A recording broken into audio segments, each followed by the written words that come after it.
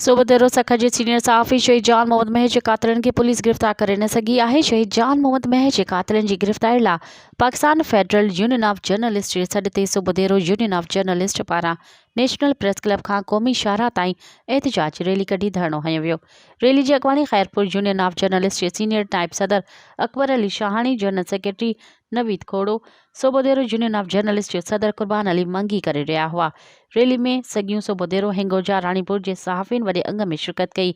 अॻवाननि चयो त सीनियर सहाफ़ी जान मोहम्मद महर जे क़त्ल वारे वाक़े जी जेतिरी मज़म्मत कजे उहा घटि आहे।